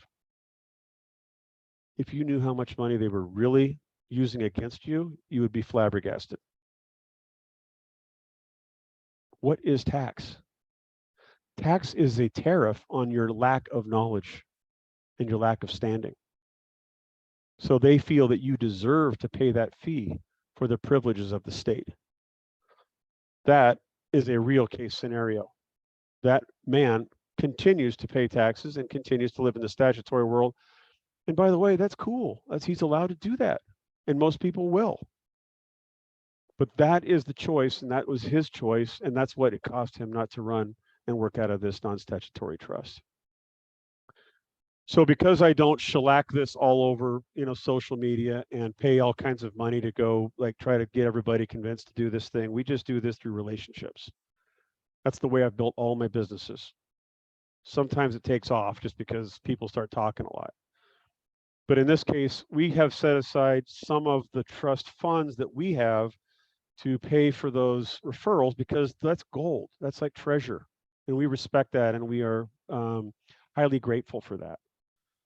So if Lisa here decides to start, sharing this with some of her associates that have different kinds of lives and backgrounds and what have you, we do all the work, right? So I'm doing the presentation, JR does the presentation. We have our trust writers that do all the work. We do all the coaching, we do all that things for you and so if you make a referral and one of those individuals decides to, build a nest up in the private tree and start operating in the private, you're going to get a little bump for that. And we move that money as a donation into your trust fund as long as you are a private trust. So if you're for 1 or 2 or 3 people a month, that's an extra $1,500, right? That your trust can use for the future benefit of the beneficiary. 4 people. I bet you guys and ladies are all connected to lots of people that all what? Are living in the public that may want to know about this. So you can receive unlimited donations by doing this, attract new trustees, and build a trust fund that operates like a bank. And we can show you how to actually earn residual income by becoming a private banker. So I'm going to close out with this. Back to the change, right? So if you really are starting to look at this thing, what is it really going on? It's going to take a lot of courage for some people to start to figure out that they're going to have to govern themselves. It takes a lot of courage to self-govern because maybe for the first time in your life, you're actually going to have to keep your own books. Oh, you don't have to do tax returns, so that's going to be easy, but you don't have to hire a CPA or an accountant, but you're going to govern your own government, right? We're so used to having these conveniences that it's inconvenient to give them up. But in order for this country to be restored, we've got to bring responsibility back into our society. And if you do it, if you don't do it and you think watching TV and watching the news is going to solve your problem, it ain't going to work. But we are all working together. I don't like saying in this together. We came in this together. And we're a team of people. Our party is the private, right? The Democratic Party, the Republican Party, the bullshit parties that they are now. They don't represent you. That's a corporation. Your vote doesn't count. Now, do we hope things are going to change? Absolutely. But how's it going to happen?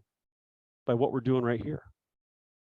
So it takes some courage to be independent and to operate in the private and to start keeping your business private. But it's okay because once you build that muscle back up, it's as if that's the way you always were. Don't let anybody tell you who you're not and who you are. You decide for yourself.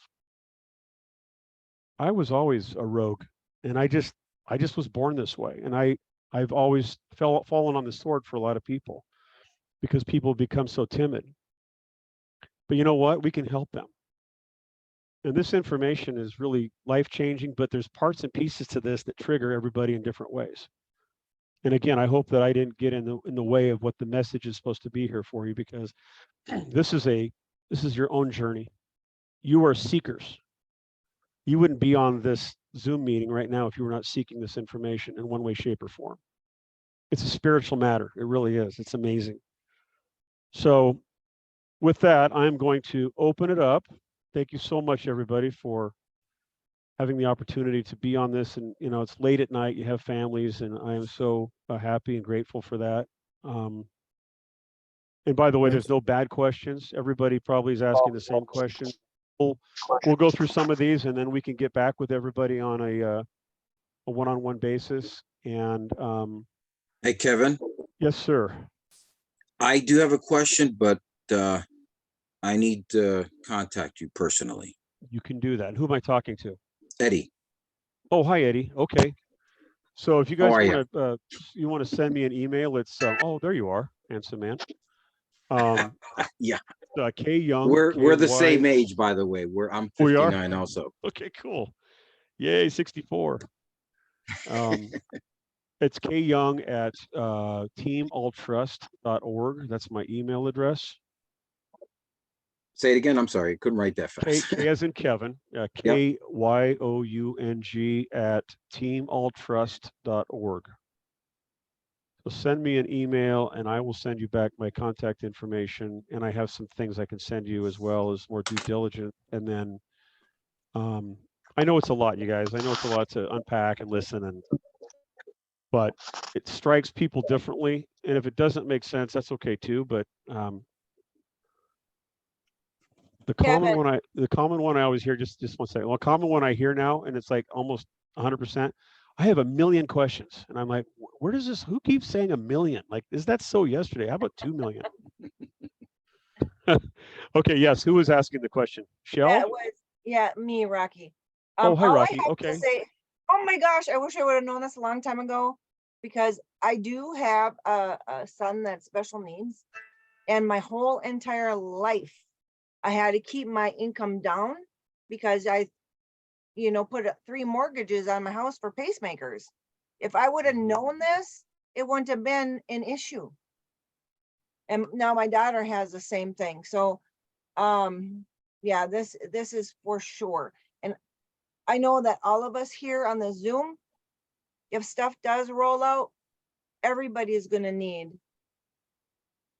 a common law trust from you, everyone. I agree. Yep. If stuff does happen, how it's Agreed. we're very awake here, this group.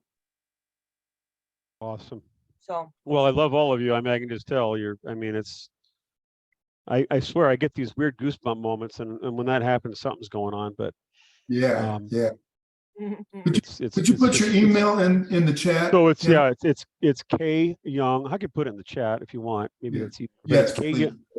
K Young at VisualNet Media. Excuse me, no, that's my other company. It's K Young at teamalltrust.org. Here we go. I'll do it. K Young at teamalltrust.org. There you go. It's in the chat now. Thank you. And then you can also go to, if you want to get, here, let me type this in. It's need a trust at teamalltrust.org. So if you're chatting with people and they want to get some information, when you go hit that email from your email, it'll enroll you in like a little drip. So there's about 5 or 6 emails that will follow up with information about this trust. okay. And then you can also go to, while this website isn't super fancy, but we have other things happening. It's teamalltrust.org. We don't put all these details on the website for obvious reasons. We have other digital assets that are coming online. We're building I have a large database of information. It's been, a lot of this has just been kind of kept under the radar. And so we decided to come out of the trees a little bit. So there's those. And then I will give you my phone number when you email me, and then we'll set up some times. I just want to be respectful for Rocky and for Lori and how we do this, but you are all part of this team. Let's see, what else is it that I wanted to say? Okay, so if there's any more questions, let's just, I'll pick somebody. Let's see, Carol. How about you, Carol? Me? Yes, you. You're not on the spot. I'm not looking. Great. Well, give me just a second. I'm kind of caught That's off okay. Well, guard. how about you, Paulo? I have a Paulo there. question. I'll be Okay. right back. I mean, if I assume the elite is doing all this is how they get richer. But if they're gonna take down the elite, how are you gonna get them? If let's say they all own trust, unless they're making illegal money. You understand my question? Yeah, I have to apologize because you're kind of muted, and I heard takedown or something like that. I don't know what. I'm saying if they're gonna take down this cabal, whatever, you don't think the elite are doing this, like with the trust and all that? How can you, unless they put illegal money in there, how would they take down something like this, right? Well, I know it really has nothing. No, it's, what, that's okay to ask that question. I mean, who isn't thinking about all this stuff? I mean, if you turn on the news for a couple hours, it's like, I'm very well studied. I've been down the rabbit hole for years. I'm involved in anti-human trafficking. I sit on a board of a group, and I know things that are just like ridiculously awful. All right. And the banking system I've been studying for years, we're up against an empire, and that's okay. I mean, we already know, at least I do, who wins. And I can tell you that they're not going to hit a switch and all of this is just going to go away tomorrow. And, you really need to plan for the best and, hope for the best and plan for the worst. And that's part of this, is really getting yourself separated from this public and machine as far as possible and getting your mind right. This is preparation financially and also mentally and spiritually. So there's people out there putting food in a bunker and buying ammunition and all that. I mean, I do things like that, but I'm not a fatalist. I also live in what I would consider to be somewhat of a calm space. People, when they come around me, like, how come you're so calm with all this crazy stuff going on? I go, because that's not my stuff. I don't live there. So it's a very valid question. You have nothing but my honest opinion that it's great to say those things. Everybody's thinking something like that, one shape or form or another. Yeah. But we have to be prepared. We were born during this time for some reason, you guys. You know, we're witnesses. The crime scene was created a long time ago. Mm. You know, this earth is not what a lot of us thought it was, and that's okay. So I choose to live in peace, and I do a lot of prayer, and I have a lot of questions about things, but it doesn't mean that I'm not taking action. And every single day when I'm doing things like this and I'm talking to people like you, I know that we're putting electrons back into the atmosphere and back into the universe that work on our behalf. The spiritual war that we're in is also part of the things that we don't even say. Amen. All right. So it doesn't mean that I'm right. It just means that I'm trying to do the best I can, because that's all I can do. That's all we can do. And, you know, you get answers different ways, just like being here on this meeting tonight is not an accident. That's right. And we're not necessarily just talking about money. So I am deeply in love with my country.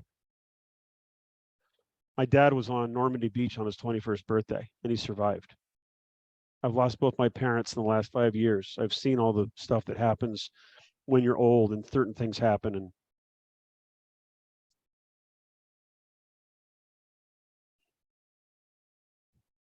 I don't have my mom and dad anymore, you guys, and it sucks. And they were my rock. But guess what? I know that they're with me. They're just like, what if you've lost your parents or your friends or whatever? It doesn't matter. Just keep going. This is not a fucking practice session for me. But you know what? The flag that we have is the real country that we are, and the rest of the world's looking at us to do something. And if this is what we do, this is what we do. And it's pretty awesome. I'm sorry about that. And that was stuff. Don't It's be all right, so brother. bad. It was beautiful. I lost my parents too. My dad was World War II over there too. So Awesome, Bill. Well, God bless these people. So this is our war at this point, and it's not, you know, we can't look at it as everything's dark. We have to just look for the light, because light casts no shadows. Cast out darkness. Mm-hmm.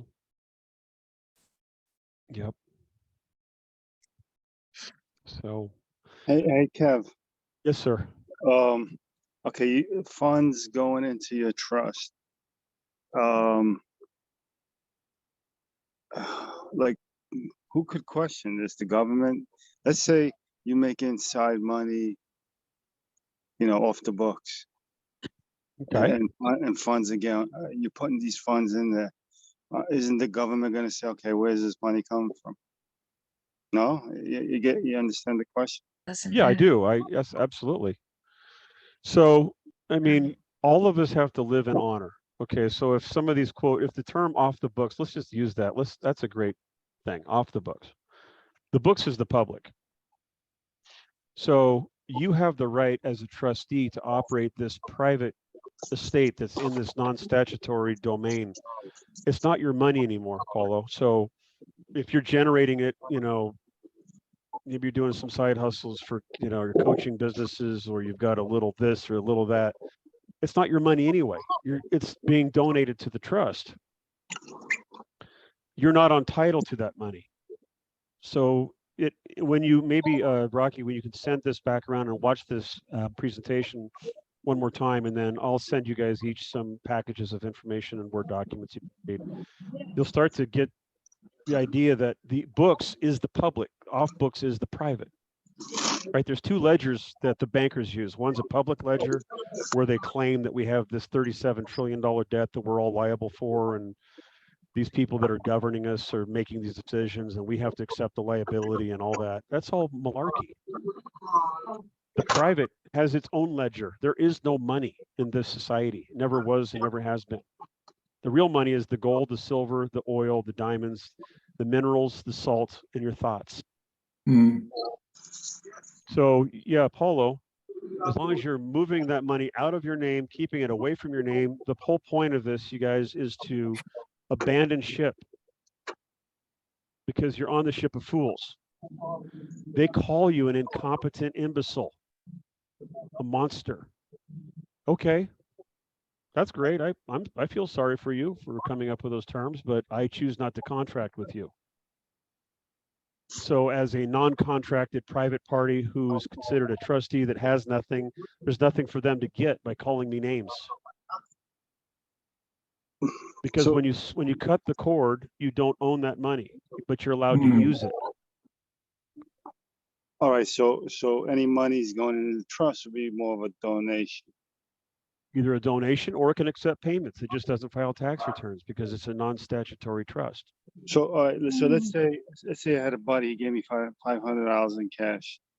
Mm-hmm. All right, I could just, all right, I'm going to donate it to my trust. Well, you Isn't could the just tell government him, gonna yeah, say- he can just, well, you're going to set up, if you want to set up a Zelle or a, Cash App, or if you want to accept cryptocurrency, you can do it in the name of the trust and have that friend of yours put the 500 right in the trust. You don't even touch it.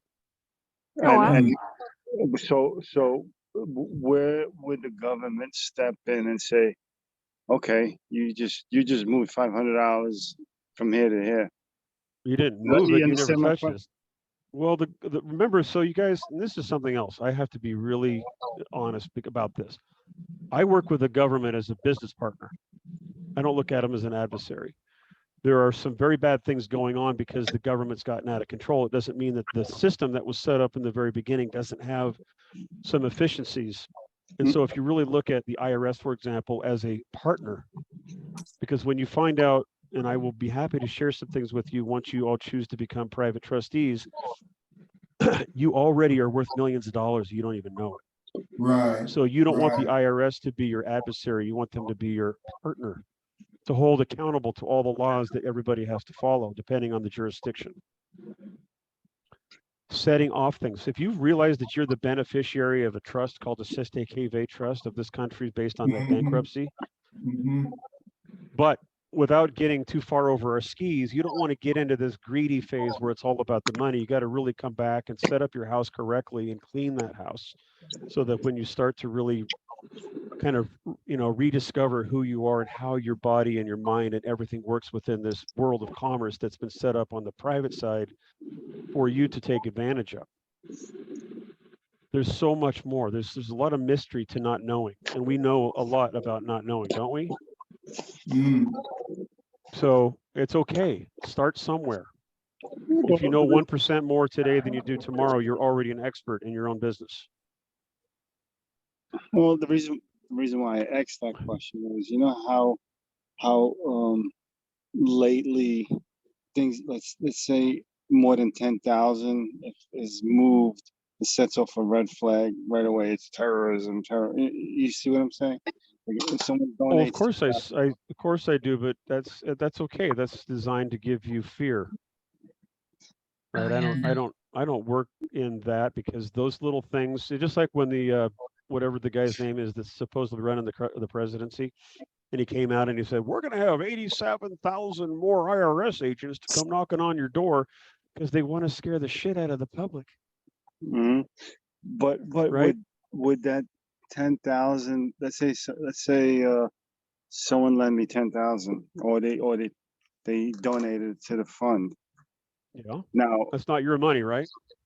no, but the guy that's sending the money, isn't he liable Why would he be liable? He's giving away something, brother. for tax? I don't know. I don't even know the laws. That's okay. No. That's okay. So those questions are of interest, and we can answer those things. I'll sit with you on these, and we can answer some of those things, because I get it. Trust me. I've done all kinds of, little deals, side deals, big deals, investment deals, real estate deals, partnerships, associations, pledges, gifts. I've spent probably $10 million on attorneys. At least. I've had a company stolen from me from a company called Microsoft. Cost me about $1 billion. Mm. And it's, I didn't know about corporate espionage. I didn't know how that stuff worked. I was just some dumbass kid from Redmond, Washington, and went to Wazoo as a track athlete. But I have great ideas, and I've made some amazing products, and I had a reputation. So big money got behind me because they liked what I did. I just didn't know how to keep it. Had I had it in a trust, it would have been a whole different story. mhm. How Question. about you? Yes, sir. Who's that? Oh, okay. Eddie. Yes, Rocky. Oh, No, that was me, Eddie. okay. Rocky, you're muted. So let me ask you a question. Ed, yes, Ed, can you wait 1 second? Christy's had her hand up for about 10 minutes. Oh, Oh, I didn't okay. see. I'm sorry, Yeah. Christy. that's okay. That's Hi, okay. Chris. I didn't want to interrupt earlier, so that's why I put my hand up. But And you know what? It's my fault for not even seeing the hand. I didn't, because it's yellow and you have a little bit of a yellow background. you're right. It kind of blends in. Yeah, sorry about My that. question is, you mentioned about tax recovery for the past 3 years. Is that like an extra fee? Do you charge extra fees for different services like that? Yes, yes. So I generally don't like to mix apples and oranges, but I know that everybody has an interest in trying to find maybe some resources they didn't know that they had. And we've been able to recover taxes for people the last 10 years through a real simple, legal process of just calling the system out with its own laws and giving them access to a what's called an amended return. And so I'm not the guy that does that or the lady. I have tax people that work with me under an agreement for the trust that will do that on a case-by-case basis. And the Internal Revenue Service is not really swift, but 99% of the time you do get those returns back, whether it's federal, which comes from the IRS, or whether it's state, which comes from the state. And unless you were actually working for the U.S. government as a government employee, you never should have been paying in taxes. But you may not know that, and you may not know the laws to be able to stand on that. So we will amend your returns, and there's a fee, a processing fee, or actually a what do you call it? It's an audit fee. They audit your tax returns, and then what work is necessary, and they hand it over to me as an invoice, and then I just forward it on to you, and then you make a donation. And then if you do recover anything, which most likely everybody will, but it doesn't happen again like overnight, then you just, if you so choose to on a voluntary basis, you would hand 10% back to one of our charitable organizations that we help former vets get off the street, and we also help families with autistic children and some anti-human trafficking things that we do. Great. Thank you. You're welcome, Chris. Sorry I didn't see your hand. I saw another hand. I think that's Michelle. Real quick, Eddie. Hi, Michelle. Go ahead. Hi. Hi. The question I have is for like my husband's a W-2 and I have a small business. And I'm very interested in the whole, where he goes in and states that he wants the W-8 form. W-8-B-E-N. Mm-hmm. And for my small business, because I don't make a whole lot of money to warrant paying. I mean, I make money to where they want taxes, but I don't warrant to, I don't feel that I should have to pay all those taxes because it will take a lot of money out of my pocket. Okay. So we can handle all of that. So your hubby Awesome. who's making that check, we would coach you on how to go into your HR department and put them on notice in a nice way to stop withholding your state or federal income tax. And then your husband's going to now start getting that whole paycheck or the most of that paycheck. And then instead of paying the taxes, you're going to defer those taxes, but you're going to hand that entire paycheck over to the trust as a donation. And then as the trustee, you're going to write yourself a receipt, just like you would at going to the Goodwill, right? You drop off some clothes, they give you a little receipt. Here's $100 for the clothes, and then you can go use that on your tax return next year. So keeping records is, again, part of it, because as a statutory W-2 wage earner, you still are going to file a tax return. But there are some other cool things that, again, we can coach you through, but at least a 60 to 100% tax deduction, and it's sheltered. Okay, so then, Michelle, that money that's in that trust fund is now for yours to use as the trustee, and you get what? An allowance, which means it allows you, not just no longer you're going to take $1 or $2 or $1,000. You're no longer going to get an income. You don't need a salary. You can use that at will. So if you need gas today, the trust buys your gas. If you need airplane tickets tomorrow, the trust buys your airplane tickets. If you need to go pull out $1,000 out of your account to have cash in your wallet, you can go do that with that ATM card. If you need if Okay. you need to go exchange some currency and cryptocurrency, you can do that. If you want to go get crypto, you want to go buy some gold or whatever, it's the trust fund that's taking care of you. Think of it as kind of like, Wow. think of it as again, it's your alter ego, right? It's your franchise of you. So it's just Okay. giving you access to those funds. So even in your small business, I don't know how you have you set up as a sole proprietor, or if you're an S corp or an LLC or whatever that is, but you can just use that current existing entity as a pass through. You're still going to file a tax return because the state created that entity. So Okay. we'll coach you with, and take care of, see you guys how everybody has their own little kind of like ecosystem. So we can massage those and make them form fit how you operate currently and what you plan on doing as you grow. And if you have kids and all that kind of stuff, it's all about creating the proper infrastructure in your estate structure so that you can proceed without those tax liabilities and make more money. And we also have some great investment ideas to help you grow that trust fund so that you don't have to have a job. Okay. All right. And the second question I have is, so the trust will be replacing the banks, and we can take our monies out of Wells Fargo and stick it into the trust, and we don't have to worry or stress about what's going on with all the crap that's going on today with the banks. Well, no. Okay. So, Okay. no, it's okay. It's not a bad question. First off is realize that if you're watching all this stuff about the banks on TV, Mhm. it's there for a reason, right? This is how they Right. shock people. This is all a test. Just like when the COVID hit, right? If you watch TV, next thing you know, you're going to die tomorrow. Okay. So you Yeah. have to know that they're Well, thank God I didn't watch TV on that. I mean, again, I know fear is a part of us. We're all born to like try to save ourselves from the things, right? And Mhm. I can't predict the future, but I can tell you what's somewhat going on is they're trying to dissolve certain banks that have maybe caused certain problems with inside the banking industries. I Okay. don't know that for sure, but I have my hunches because I do things. But I would also say that they're going to use this to create a crisis. And all of a sudden we need to think that we need to panic and go yank our money out of Wells Fargo. So I wouldn't panic. I would say that the big banks are always going to be here, at least for the foreseeable future. And that would be the Wellses and the Chases, and they've got their asses covered. Trust me. Right. Well, once we get on It's- the QFC or the QFS program banking system, then yeah, I mean, I don't have much in the bank anyway to Yeah. even kind of Well, stress or worry about, but I would say that the bank account for the trust would still be necessary because you need petty funds to take care of your daily expenses. If okay. you think you need to have, I mean, you can always move a lot of your currencies into life insurance policies and borrow from yourself. There's all kinds of things you can do to change the species of money. Mhm. Species of money is another one of those terms that may be confusing, but realize that when somebody says, well, what do you, how much money do you make? I go, what kind of money? I mean, what species are you talking about?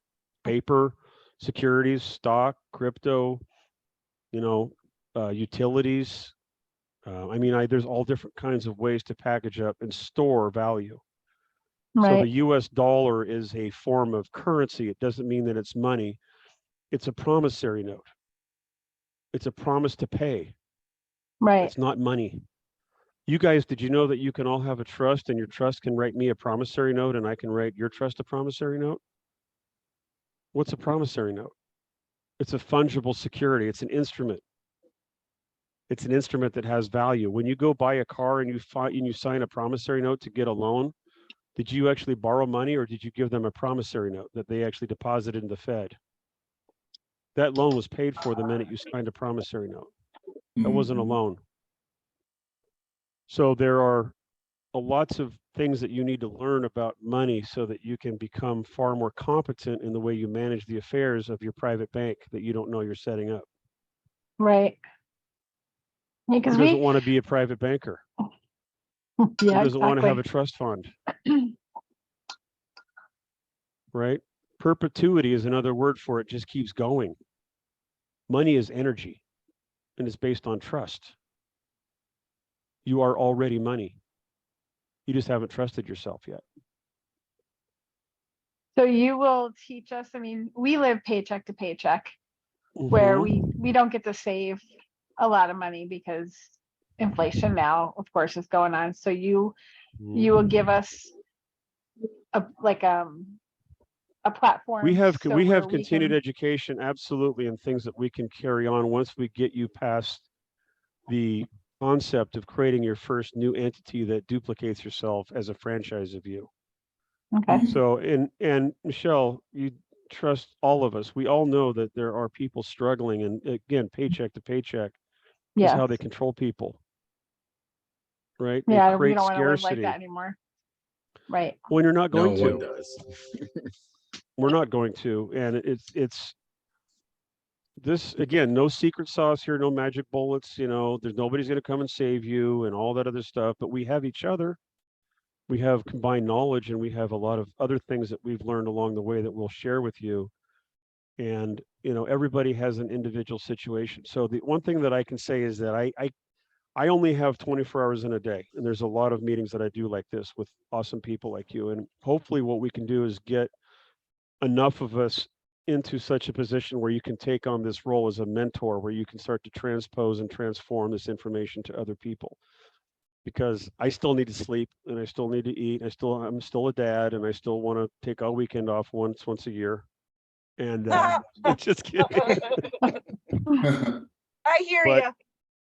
but we it's let's all come together and see where this goes, and I'll talk with Rocky and Lori, and then we'll follow up with all of you. And I don't see any more hands. I'm going to have to hop off here in a second. Oh. But Ed, Yeah. Eddie, oh yeah, Eddie. My- Sorry, Eddie. Mine was a simple question, going back to what you said during your speech when you said once you set up your trust, you go to your employer, tell them kindly stop removing taxes. Now that when we set up the trust, am I changing my name so they're not paying my name? They're paying my name to the trust. Is that what you're referring to? Okay, so the only time you can do that is if you're a 1099, which means that you're a contractor. If you're a W-2 wage earner, that means that you're under their contract as an employee. And so you're still going to have to receive that money in that name. Okay. Okay. You're gonna take that check, Eddie, which is now a far more fatter than it was, right? Because those taxes have not been withheld or withhold. And then you're going to take it and donate it to the trust fund. You're going to say, I don't want this. I'm going to give it over here. And so then you're going to write yourself a receipt, which you're going to use on next year's file for your tax returns, because you're still a statutory person in that capacity. The wage earner is the statutory individual that is earning that wage on behalf of the company that you're working for.